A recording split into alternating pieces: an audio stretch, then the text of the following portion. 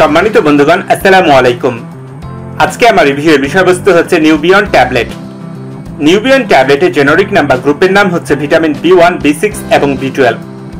এতে আছে vitamin B1 100 milligram, vitamin B6 200 milligram এবং ভিটামিন B12 200 মাইক্রোগ্রাম। নিউবিয়ন ট্যাবলেট দুইটি ফরম্যাটে বাজারে পাওয়া যায়। একটি হচ্ছে ট্যাবলেট এবং ইনজেকশন। ট্যাবলেটের প্রতি পিচের খুচরা মূল্য 8 টাকা এবং ইনজেকশনের প্রতি পিচের খুচরা মূল্য 26 টাকা। অ্যারিস্টো ফার্মা লিমিটেড নিউবিয়ন ট্যাবলেট এবং ইনজেকশন বাজারজাত করে থাকে। সম্মানিত বন্ধুগণ, প্রত্যেকটি ঔষধ সেবনের পূর্বে অবশ্যই একজন বিশেষজ্ঞ চিকিৎসকের পরামর্শ নেবেন। চিকিৎসক বিভিন্ন পরীক্ষা নিরীক্ষা করে আপনার জন্য কোন ওষুধটা কতটুকু প্রয়োজন সেটা নির্ধারণ করে থাকেন। সুতরাং চিকিৎসকের পরামর্শ ছাড়া কোন অবস্থাতে কোনো ধরনের ওষুধ সেবন করা যাবে না।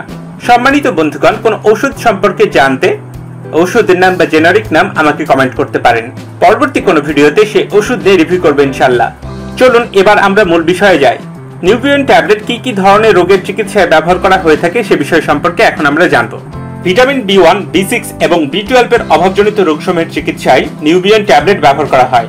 এছাড়াও এই ওষুধটি স্নায়ুর প্রদাহ এবং স্নায়ুর অপ্রদাহজনিত রোগ সহ নিম্নের বেশ কয়েকটি রোগের চিকিৎসায় ব্যবহার করা হয়, যেমন স্নায়ুর স্বাস্থ্য ভালো রাখে, মন ভালো রাখে ও হৃৎপিণ্ড শক্তিশালী করে, রক্তশূন্যতা, অবসাদ, স্নায়ুর ব্যথা, রক্ত জমাট ব্যথা সমস্যা এবং হৃদরোগের ঝুঁকি কমায়। ডায়াবেটিক নিউরোপ্যাথির চিকিৎসায়, পেরিফেরাল নিউরালজিয়ার চিকিৎসায়, lumbago, myalgia, optic neuritis, sciatica, facial neuralgia, intercostal neuralgia, মেরুদণ্ডের ব্যথা, হাত পা ঝিমঝিম করা, হাত পা অবশ হয়ে যাওয়া, হাত পা টান ধরা, এইসব রোগের চিকিৎসায় নিউবিয়ন ট্যাবলেট এবং ইনজেকশন ব্যবহার করা হয়ে থাকে।